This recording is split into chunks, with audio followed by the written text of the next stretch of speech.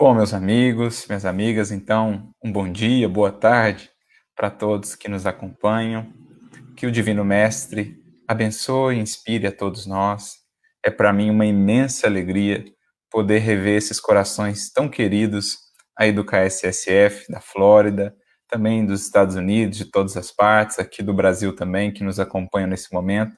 Que a gente sinta essa alegria da fraternidade, os laços do coração tão vivos, tão presentes, vencendo e superando espaço e tempo, para que estejamos juntos, realmente conectados, para receber as inspirações que nos chegam de Jesus. Conforme a sua própria promessa, quando dois ou mais se reunissem, aí estaria ele entre eles. E, naturalmente, quando falava dessa reunião, Jesus não pensava apenas numa reunião física, ele falava, sobretudo, de uma reunião dos corações, conectados entre si, buscando as suas palavras de vida eterna. Então é com esse intuito que aqui comparecemos, agradecendo a pessoa da querida Marisa, o convite, e enviando o nosso abraço fraterno a todos os amigos e a todas as amigas, para refletirmos sobre uma das parábolas mais conhecidas, belas de Jesus, que faz parte de um conjunto de 3 parábolas que nos foram trazidas pelo evangelista Lucas. São parábolas exclusivas do Evangelho de Lucas, ali no capítulo 15, mas todas elas trabalhando uma mesma temática. Embora os enredos se modifiquem, o tema central das 3 parábolas é o mesmo. Jesus conta-nos essas parábolas depois que foi, digamos assim, questionado pelos fariseus, pelos escribas, pelos doutores da lei, sobre o porquê ele acolhia, sobre o porquê ele se aproximava dos publicanos, dos pecadores, das prostitutas, daqueles que o buscavam, ansiosos por renovação, por regeneração, arrependidos de descaminhos e ansiosos realmente por renovarem a sua vida, renovarem os seus caminhos. Então, diante desse contexto, como a gente vê logo no início do capítulo 15 do Evangelho de Lucas, Jesus conta uma série de parábolas, 3 parábolas, como disse, todas elas tratando de uma mesma temática central, que é o que nós buscaremos trabalhar aqui. A primeira delas, conhecida como parábola da ovelha perdida, em que nós temos lá o pastor que deixa as 99 ovelhas ali em segurança para ir buscar aquela uma ovelha que havia se perdido, que havia se afastado. Depois nós temos a parábola que será o nosso mote, será o nosso objeto de reflexão nesta tarde, que é a parábola da dracma perdida, aquela mulher que, tendo 10 dracmas, perde uma delas, e então acende a candeia, varre a sua casa e busca diligentemente aquela dracma perdida, até que, achando-a, convida as amigas, as vizinhas, para que se alegrem com ela pelo fato de ter encontrado essa dracma perdida. E então, aquela que é conhecida como o Evangelho dentro do Evangelho, talvez a mais bela, mais rica, mais conhecida de todas as parábolas de Jesus, que é a parábola do filho pródigo, dirão alguns, ou a parábola do pai pródigo, dirão outros, ou a parábola dos 2 filhos, porque temos ali 3 personagens principais, o Senhor, o pai ali representando o nosso pai, e os 2 filhos, mais velho, mais novo, ambos com desafios a serem vencidos. Ambos com posturas inadequadas, equivocadas, que precisarão ser superadas. Naturalmente, Jesus figura naqueles 2 filhos, no filho mais novo, os pecadores arrependidos que retornavam, então, a uma nova vida, que voltavam a buscar a Deus, ou seja, aqueles que se aproximavam da mensagem do Evangelho, que Jesus, então, os acolhia, e o filho mais velho, aquele que havia ficado na casa, teoricamente ou aparentemente servindo ao pai, mas que não conseguiam se alegrar com o retorno do filho mais novo, ou seja, presos ainda no orgulho, na vaidade, não efetivamente entregues ao serviço divino, ainda não conseguiam entender e acolher aqueles arrependidos que retornavam. Esse filho mais velho é o símbolo que Jesus apresenta dos fariseus, dos escribas, dos doutores da lei, aqueles que, conhecendo muito a lei divina, que aparentemente servindo muitas vezes por aspectos exteriores do culto, da religiosidade, ainda distantes estavam da verdadeira misericórdia, da justiça, do acolhimento, do amor. Então, é uma parábola que alguns estudiosos vão defini-la como evangelho dentro do evangelho por causa da centralidade, da importância dos temas que ela vai tratar, né, no seu contexto, e sobretudo dessa amostra, dessa ilustração que Jesus nos apresenta desse Pai infinitamente amoroso, misericordioso, que acolhe tanto ao filho mais novo, que havia se afastado, que havia o ofendido, que havia, digamos assim, o desprezado ao solicitar a sua herança e partir para longe. O pai o acolhe, como vai em busca também esse pai do filho mais velho, orgulhoso, que havia ficado de fora da festa comemorativa do retorno do filho mais novo. Então, é um pai que passa por cima, né, de qualquer orgulho, que não expressa qualquer orgulho, qualquer vaidade, pelo contrário, que denota aí um amor absolutamente pródigo, capaz de vencer, de superar quaisquer abismos que os seus filhos tenham criado entre ele e o coração deles. Então, é uma passagem, é uma parábola realmente das mais bonitas. Mas a gente pode perceber, então, um traço, né, um elemento em comum entre as três parábolas. O que a gente percebe de comum nas três parábolas? Nós temos alguém que busca algo que está perdido. Nós temos o pastor que vai em busca da ovelha perdida, e na tradição do Antigo Testamento, o pastor é essa grande figura do próprio Pai, do próprio Criador, que naturalmente depois essa imagem vai ser também associada a Jesus, que o representa na terra.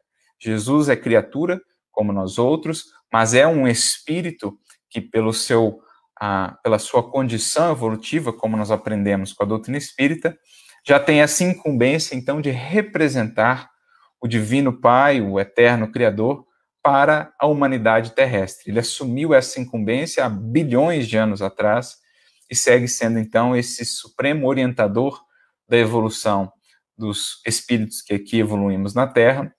Claro, incumbência essa que ele recebeu do próprio Pai. Então, nós temos na primeira parábola essa figura do pastor que vai em busca.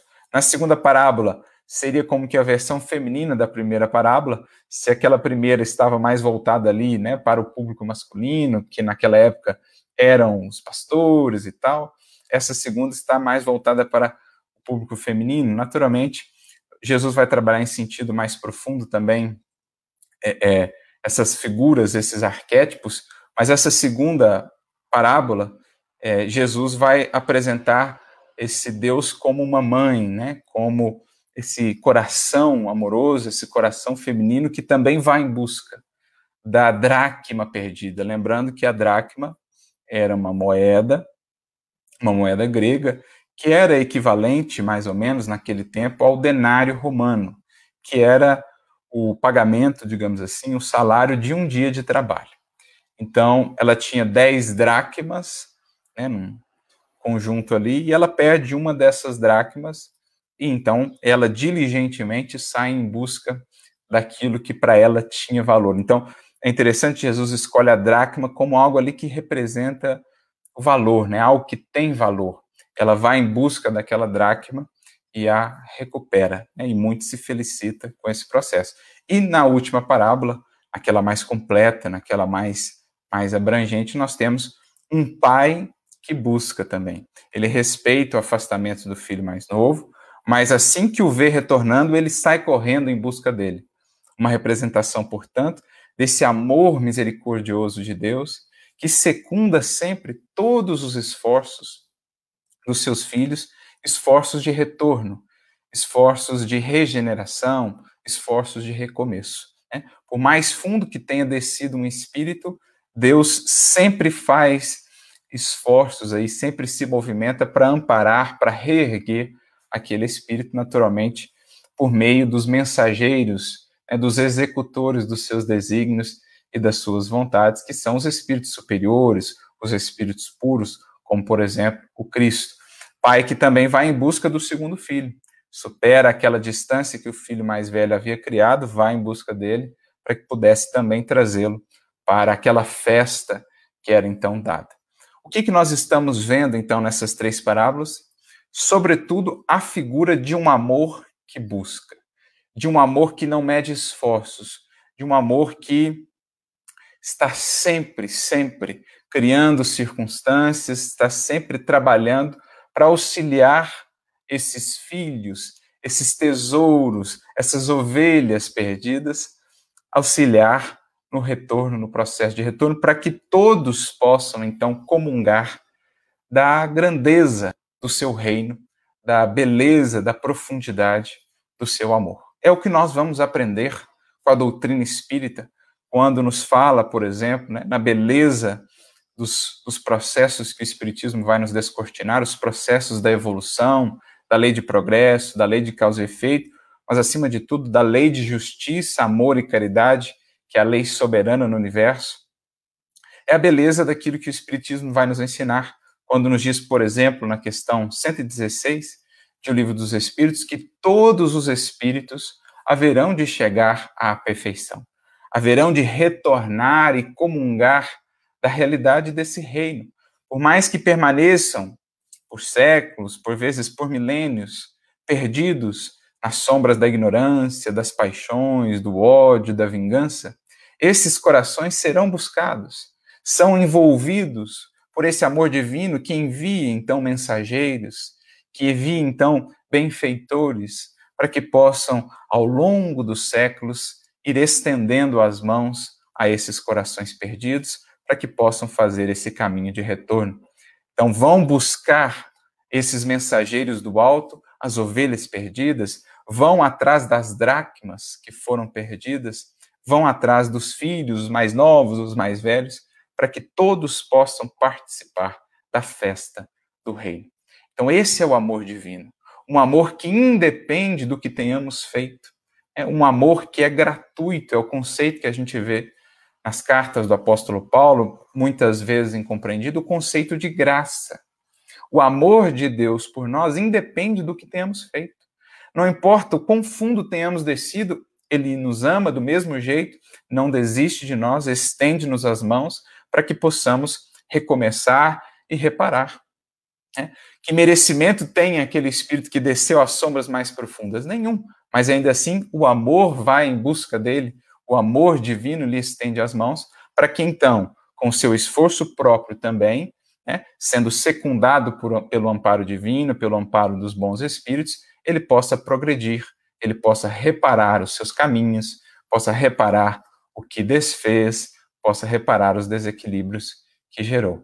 Então, essa é a ideia de graça que nós vemos no apóstolo Paulo. É um amor que independe do que fazemos, que sempre nos ampara, que respeita-nos a liberdade, o livre-arbítrio, dentro, claro, de certos limites, mas que nos respeita as escolhas, mas que não mede esforços também para alimentar, para incentivar qualquer movimento de reparação, qualquer movimento de retorno. É disso, sobretudo, que essas três parábolas vão falar. E era justamente o que Jesus, ou acerca do que Jesus era questionado. Os fariseus não conseguiam entender aquele movimento do Cristo em acolher aqueles que haviam se equivocado. Na sua visão, eles eram impuros, eram pecadores, eram indignos da presença divina. Jesus inverte esse entendimento, mostrando que são os enfermos que mais precisam dos médicos e que esse era justamente o seu papel, atendendo à vontade divina, de acolher os pecadores, e que, mais cedo ou mais tarde, eles, fariseus, também haveriam de entender-se na posição dos filhos mais velhos, que, embora aparentemente servindo a Deus, estavam dele distantes também no coração, internamente, e que haveriam de fazer esse movimento de retorno, como é apresentado na parábola dos dois filhos.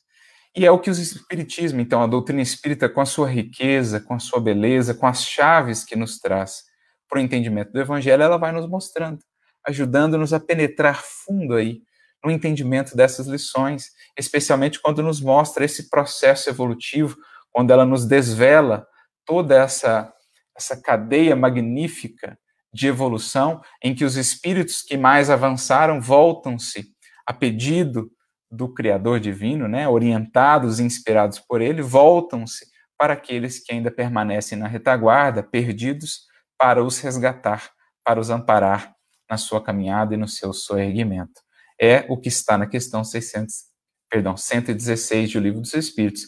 Quando Kardec, então, perguntando se existiriam espíritos que permanecem indefinidamente nas ordens inferiores, ou seja, presos às sombras, ao ódio, à ignorância, às suas imperfeições, e os espíritos dirão que não, que todos haverão de chegar à perfeição, porque um Pai justo e misericordioso jamais poderia banir para sempre um dos seus filhos. Então, é uma ideia capital que, ao longo dos séculos, nós acabamos perdendo quando, por exemplo, concebemos a possibilidade de penas eternas, que de modo nenhum se coadunam, se harmonizam com esse amor infinito de Deus.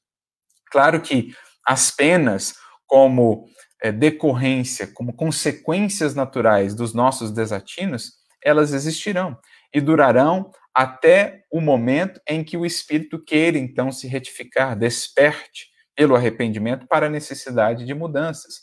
É o que Kardec vai trabalhar com os espíritos, tanto no livro Céu e Inferno, como também na parte das penas futuras, no quarto livro de O Livro dos Espíritos.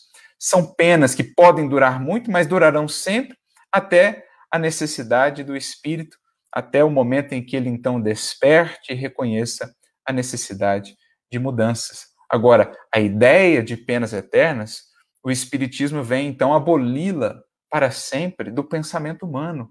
Como conceber esse Pai tão misericordioso, tão amoroso, como conceber essa possibilidade que, por equívocos limitados no tempo, oriundos das imperfeições, das paixões, que por mais duradouras sejam, são sempre transitórias no processo evolutivo dos seres, como conceber que ele poderia, então, banir para todo sempre do seu reino, da sua convivência e do seu amor, os filhos seus? Não faz sentido algum. Se até a justiça terrena já traz em si elementos de clemência, de compaixão, a justiça divina não os teria, portanto? Então, é uma das revelações, um dos pontos mais importantes que o Espiritismo vem deixar claro para nós e que a gente vê por essas parábolas, já estava lá nas próprias lições de Jesus, deixando claro, deixando evidente que nenhuma das ovelhas se perderá, que todas as dracmas perdidas serão recuperadas, que todos os filhos, por mais que tenham se afastado aparentemente ou ostensivamente, como no caso dos dois filhos, todos eles haverão de retornar um dia para o banquete do reino. Todos haverão de progredir. Por isso, talvez, uma das questões com a resposta mais extensa em O Livro dos Espíritos seja a questão 1009, justamente a que trata das chamadas penas eternas, porque os espíritos foram bastante enfáticos em afastar para todo sempre do pensamento humano essa ideia, essa possibilidade. Esqueçamos essa ideia de que estaremos para sempre apartados de seres que amamos, de que estaremos, ou de que existe essa possibilidade de estarmos para sempre apartados do amor do Cristo, do amor de Deus, sujeitos e condenados a penas e sofrimentos eternos. Esqueçamos isso. A misericórdia divina é infinitamente pródiga e ela haverá de reerguer, de amparar a todos os espíritos, o mais fundo que tenham descido, e todos haverão de retornar a essa comunhão com o Divino Pai. Então, esse é um aspecto fundamental para a gente entender como elemento de ligação dessas três parábolas. Mas hoje nos fixaremos aqui mais propriamente nessa da dracma perdida, buscando entendê-la a partir de um estudo de casos. Ou seja, buscando trazer essa parábola para uma realidade prática, para um fato, um acontecimento em que nós vemos essa parábola ganhando vida. Então a gente vai trazer aqui alguns exemplos da obra psicográfica do nosso querido Chico, por exemplo, especialmente na obra de André Luiz, que vão ilustrar para nós o que é essa aplicação prática, então, da parábola da dracma perdida. Mais uma vez, relembrando essa parábola que está no capítulo 15 do Evangelho de Lucas, mais propriamente dos versículos 8 a 10, uma mulher que tinha ali 10 dracmas e que, perdendo uma delas, acende então a sua candeia, varre a casa e busca de maneira diligente por essa dracma, até que, encontrando-a, convida amigas, vizinhas, para que pudessem então se alegrar com aquela sua alegria. E Jesus arremata a parábola dizendo, ou falando acerca da alegria que há nos céus por cada pecador que se arrepende, ou seja, por cada dracma que é recuperada e trazida de volta a esses tesouros do reino, a essa riqueza do reino divino, a essa riqueza do bem. Então, naturalmente, a gente já está percebendo que essa mulher, ela vai ser uma representação tanto do Cristo, a gente pode ver nele como esse representante do Pai que foi, então, em busca das dracmas perdidas. Podemos ver ela representando o próprio Criador, né? Esse Deus-mãe que também vai em busca das dracmas perdidas. Como podemos ver nessa mulher também uma representação dos espíritos já sublimados, que em nome do Criador, em nome do amor divino, também vão em busca dessas dracmas, em nome do Cristo também, os colaboradores do Cristo, que vão em busca dessas dracmas, né? A mulher, ou o feminino, que no contexto da Bíblia, do Antigo, do Novo Testamento, tem sempre essa conotação mais do sentimento, do coração, enquanto o masculino, o homem tem mais a figura da razão, do intelecto, ambos se complementando no processo evolutivo do ser. Todos nós já trazemos feições, né, desenvolvimentos nesses dois campos, no masculino e no feminino, no yin, no yang, Adão e Eva, eles se conjugam dentro de nós.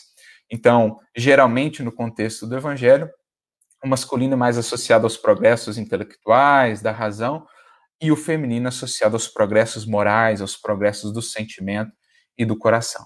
Mas a gente vai trazer aqui, então, um exemplo, como dizia, de aplicação prática dessa parábola, para a gente ver como é bela a doutrina espírita, que vai trazendo essas ilustrações, essas exemplificações, para que as lições do Cristo se tornem ainda mais vivas para nós, estejam ainda mais perto de nós, para que sintamos-nos estimulados a aplicá-las, a vivenciá-las.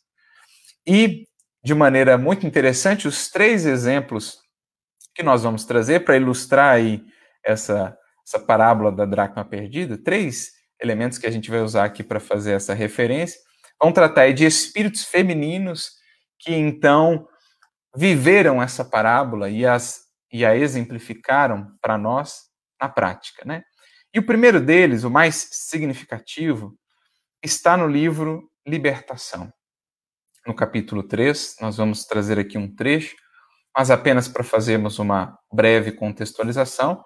O livro Libertação vai girar muito em torno de uma figura ali, que é a figura de Gregório, que era um espírito que há muitos séculos se encontrava nas sombras, coordenando falanges trevosas. Ele que havia, né, na sua última encarnação, tido uma importância muito grande no campo da religião e que havia se equivocado muito, e estava já há muitos séculos preso nesse processo sombrio e coordenando muitos espíritos.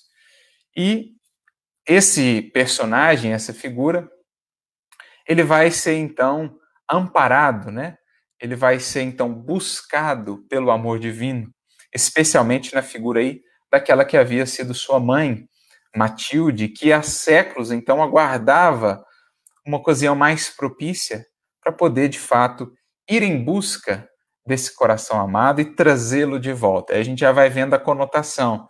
Aquela que, perdendo uma dracma, acendeu, então, a candeia.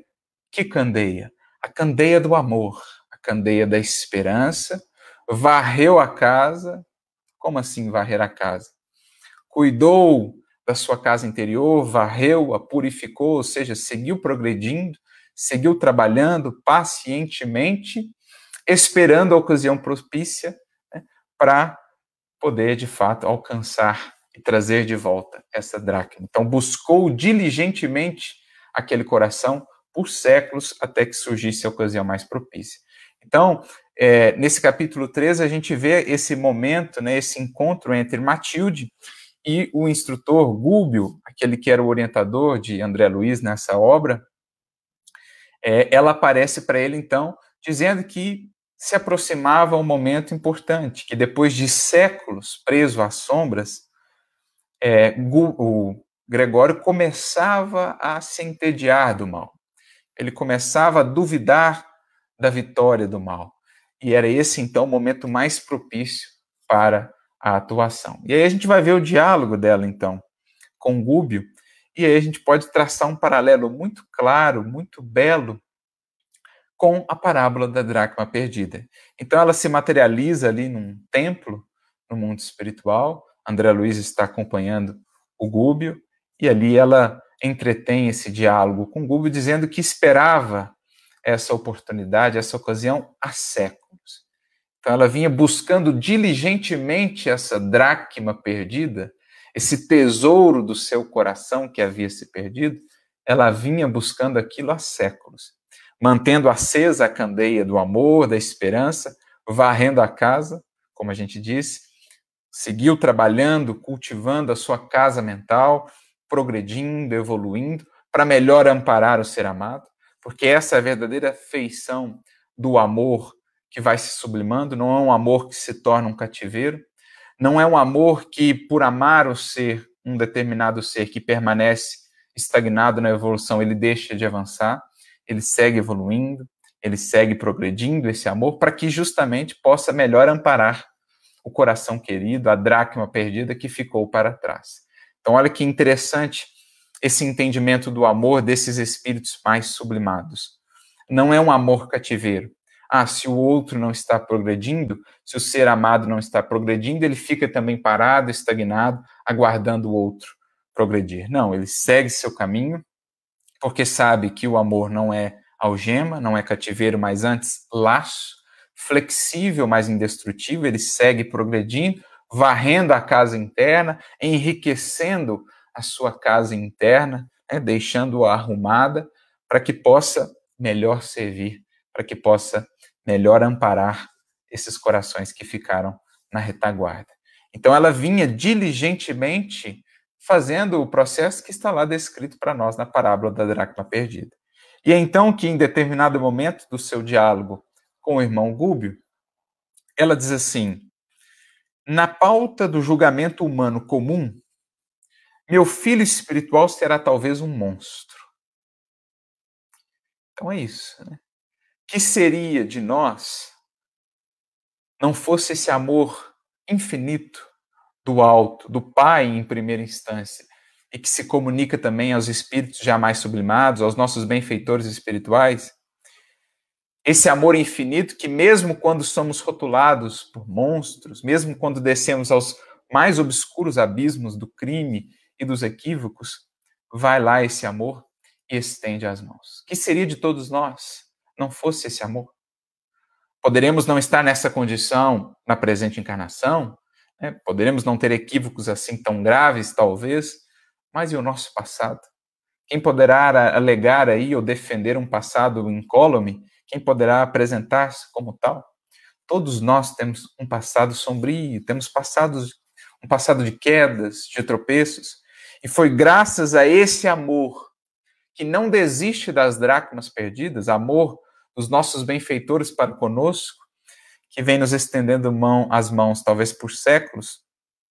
É graças a esse amor que estamos pouco a pouco avançando e que estamos hoje já um pouco mais conscientes dos esforços que nos cabe fazer para que possamos avançar e seguir pelos caminhos que Jesus nos abriu no seu Evangelho.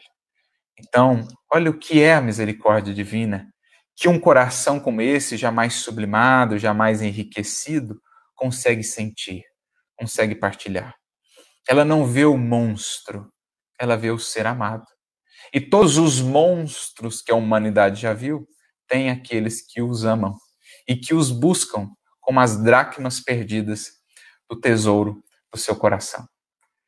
Olha que belíssima essa imagem, né? Quão profundamente consoladora ela não é. Não existem seres perdidos, não existem seres desamparados.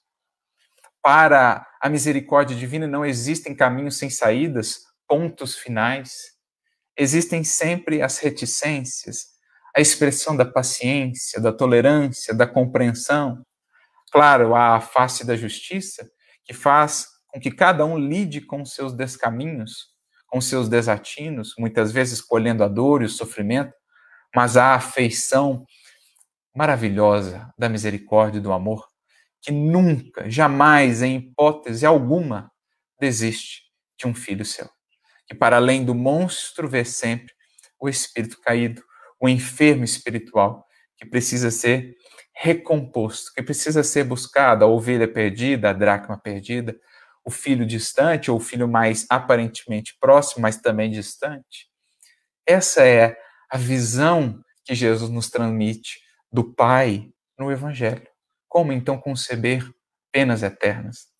Como então não desenvolver, quanto mais consciência vamos ganhando, compaixão por aqueles que caem, ao invés de ódio, ao invés apenas de condenação, de julgamento, de expurgo? Como não ter para com eles cada vez mais, o Espírito, na medida em que vai galgando os degraus, vai tendo para com esses cada vez mais um olhar de compaixão, um olhar de misericórdia. Por isso ela prossegue: para mim, contudo, é a joia primorosa do coração ansioso e enternecido. Olha a expressão que ela usa. É a joia que foi perdida. É a dracma que foi perdida, mas que eu quero recuperar para o escrínio, para o cofre do meu coração. Penso nele, qual se houvera perdido a pérola mais linda num mar de lama. Alguma ressonância, alguma proximidade com a parábola da dracma perdida?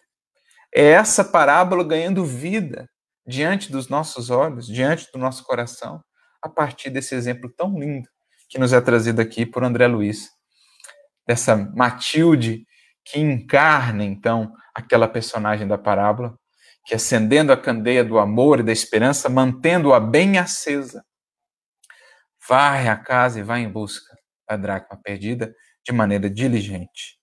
Então, para mim, é como se houvera perdido a pérola mais linda no mar de lama, e tremo de alegria ao considerar que vou reencontrá-la.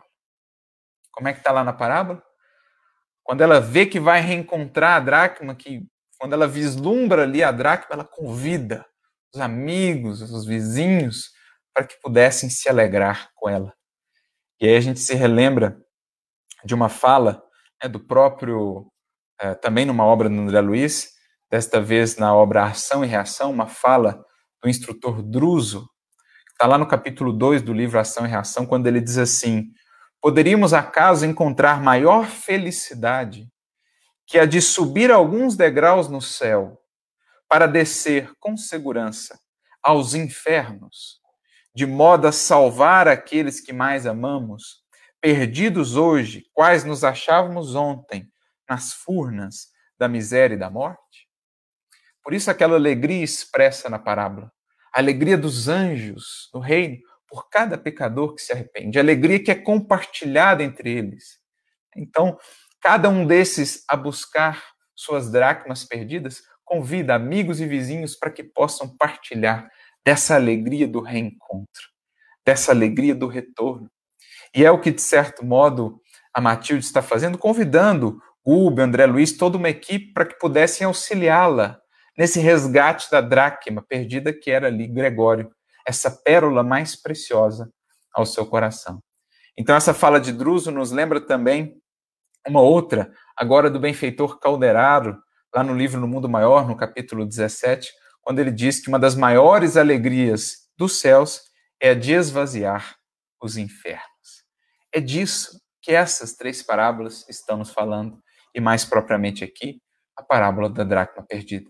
Dos seres que já avançaram mais nessa grande escada de Jacó, nessa grande jornada ascensional, que já avançaram mais nas conquistas do sentimento, daí a figura da mulher, nas conquistas da emoção, da sensibilidade, da compaixão, e que por isso mesmo sentem alegria em voltar sobre os próprios passos para estenderem as mãos, acendendo aí a candeia do amor e da esperança, varrendo todos os desafios, todos os empecilhos do caminho e buscando diligentemente essas dracmas perdidas.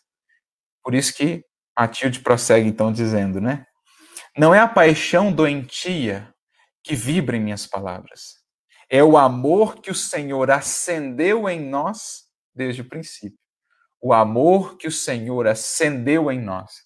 Qual é a característica desses espíritos que avançam na senda de evolução?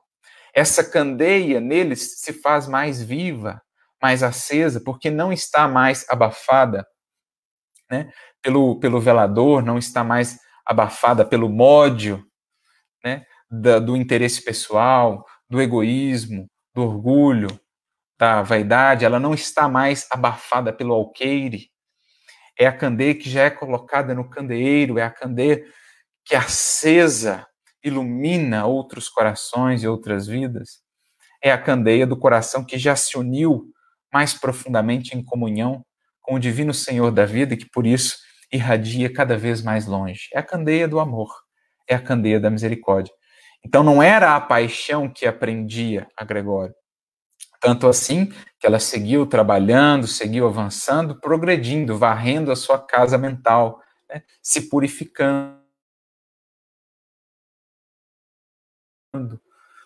Que não escravize é um laço indestrutível, uma vez estabelecido entre corações que se amam, não se destrói mais.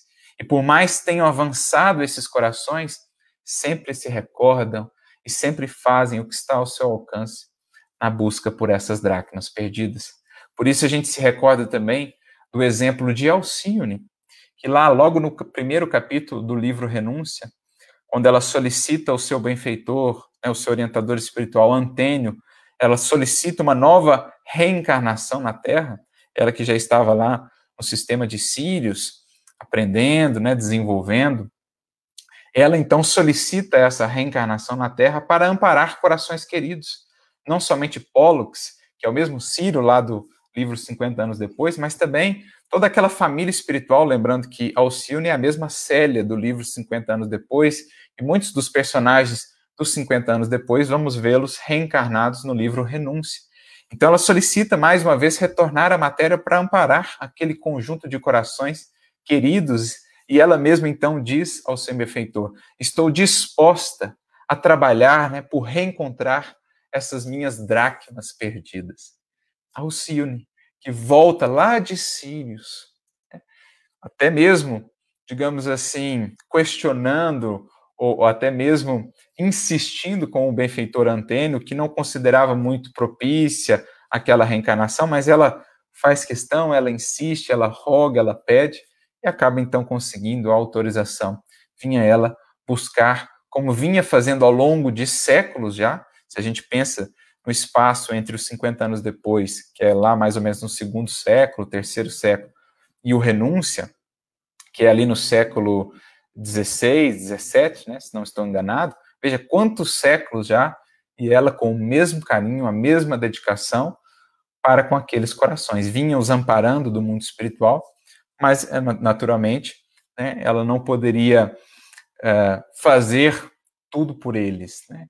Isso é interessante. Então, nessa busca da dracma perdida, há que se ter a paciência também de esperar, porque o ser amado, a dracma perdida, precisa também despertar para fazer esse caminho de retorno. Então ela vinha esperando todo aquele tempo.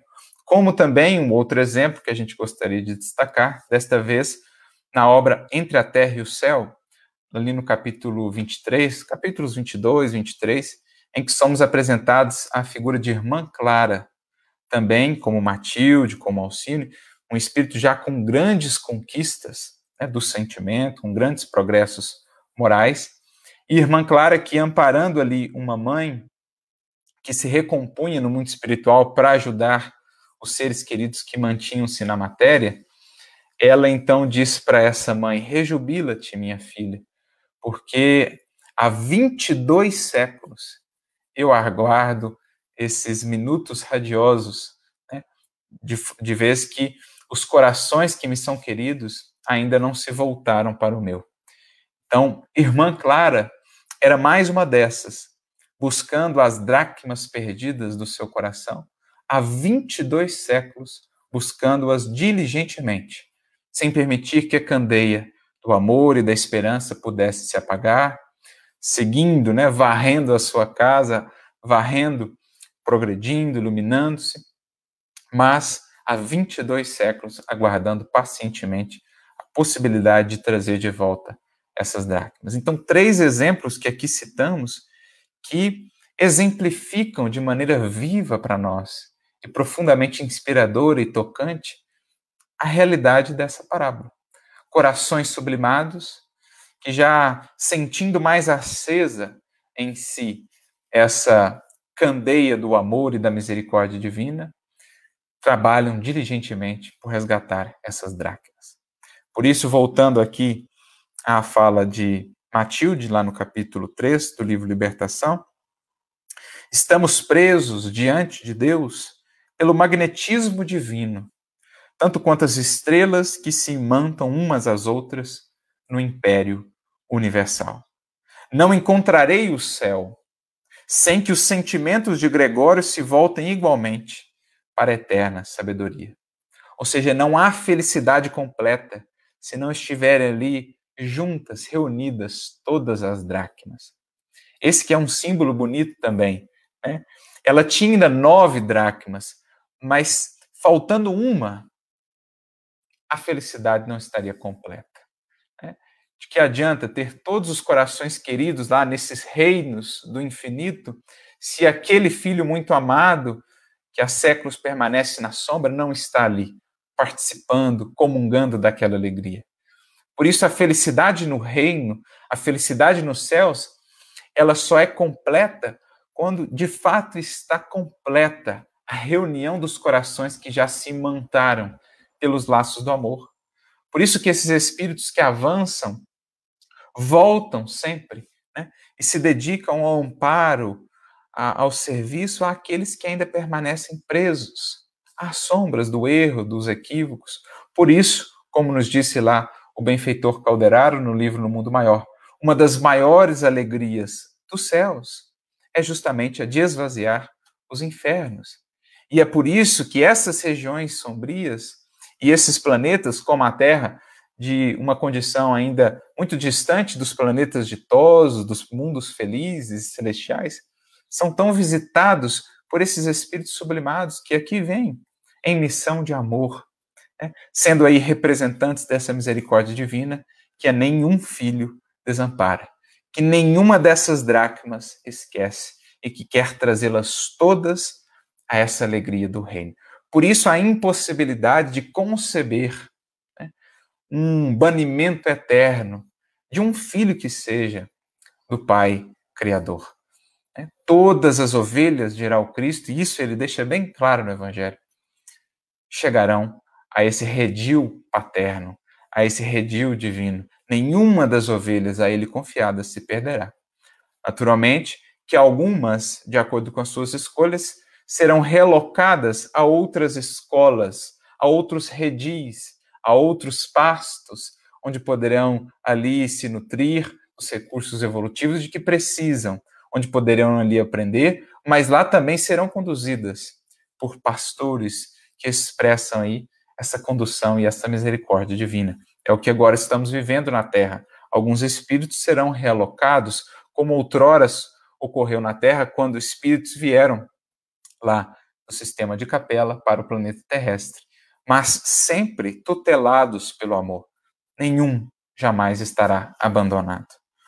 Alimentamos, prossegue ela, na criação, com os raios de vida imperecível que emitimos uns para com os outros. Então, nós nos nutrimos dessa troca de uns para com os outros. Por isso, a felicidade verdadeira, a alegria verdadeira, ela nunca nasce no insulamento. Ela nasce no compartilhamento, na partilha. Naturalmente que a felicidade, dirá Kardec, nos dirão os espíritos, ela é inerente ao grau de progresso de cada espírito, ao seu nível de depuração. Mas ela só se mantém, ela só se sustenta, porque esse espírito, quanto mais consciente, mais integrado está também ao serviço do bem, ao serviço do amor. Porque ele sabe que a felicidade, a alegria verdadeiras somente vicejam, somente frutificam, como nos dirá Eurípides Barçanufo, na partilha, na fraternidade. Como surpreender a perfeita ventura se recebo do Filho amado tão somente raios de forças em desvario. Então, por essa própria descrição que André Luiz aqui nos traz, pela própria fala de Matilde, a gente vê esses vínculos estreitos entre esse acontecimento, essa ilustração e a parábola que lá nos foi trazida por Jesus. Parábola esta que é revivida todos os dias, todos os instantes no universo infinito, porque falanges imensas, inumeráveis de espíritos amorosos e misericordiosos não descansam na tarefa do bem, na tarefa aos sofredores, sejam eles encarnados, sejam eles espíritos mergulhados nas regiões depuradoras do mundo espiritual. Essa parábola segue sendo recapitulada instante após instante, pois em toda parte no universo vamos encontrar esses espíritos diligentemente buscando dracmas perdidas. E por isso, mais adiante, ela fala com Gúbio os planos que eles mantinham para uma encarnação próxima, em que ela voltaria à matéria, na condição de mãe do Gregório, que reencarnaria com ela para iniciar o seu processo de reparação. E ela então diz, né, em determinado momento, até lá, porém, Gúbio, compete-me trabalhar muito, ou seja, busca diligentemente, e sem desânimo, com incessante aproveitamento das horas. Moverei as cordas da intercessão sublime, mobilizarei os meus amigos, rogarei a Jesus a fortaleza e a serenidade. Então, olha só que interessante. Moverei as cordas da intercessão sublime, mobilizarei os meus amigos. O que faz lá a personagem da parábola?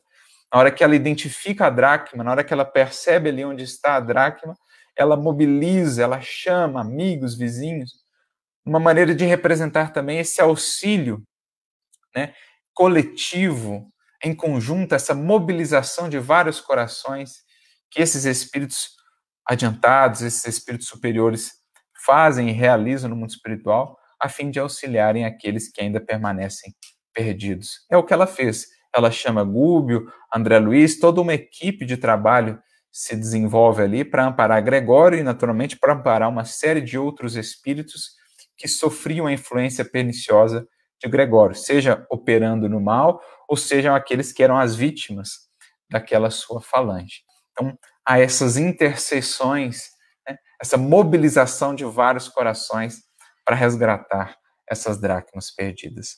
Então, por meio dessas passagens, amigos, e aqui a gente vê melhor a beleza e a grandeza da doutrina espírita, as chaves das quais Kardec nos falava, que o Espiritismo nos traz para podermos penetrar mais fundo no sentido das lições do Evangelho de Jesus, aqui a gente vê a beleza do que é esse amor pródigo, essa misericórdia infinita de nosso Pai, que respeitando as nossas escolhas, as nossas liberdades, nem por isso deixa-nos abandonados ou desiste de nós a partir ou apesar dos nossos equívocos. Segue Ele enviando esses corações queridos, esses corações que já acenderam a candeia do amor e que seguem estendendo as mãos para cada um de nós, para que possamos nos reerguer e avançar pela senda do progresso.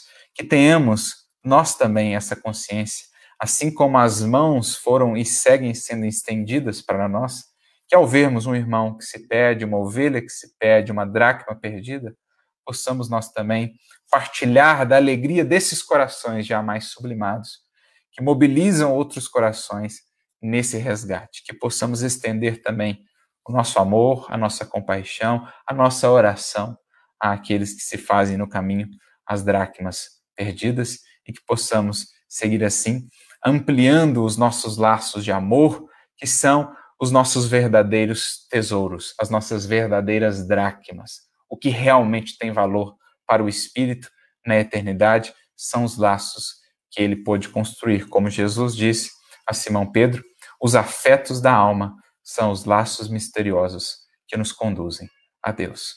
Que Jesus possa nos inspirar e que venhamos a acender cada vez mais e irradiar mais longe a candeia da misericórdia infinita de Deus, que ela possa encontrar em nós esses buscadores diligentes dispostos a serem aqueles que amparam o resgate, o retorno e o soerguimento dos irmãos que caem pelo caminho. Um grande abraço para todos, que a paz do Cristo esteja sempre com cada um de nós.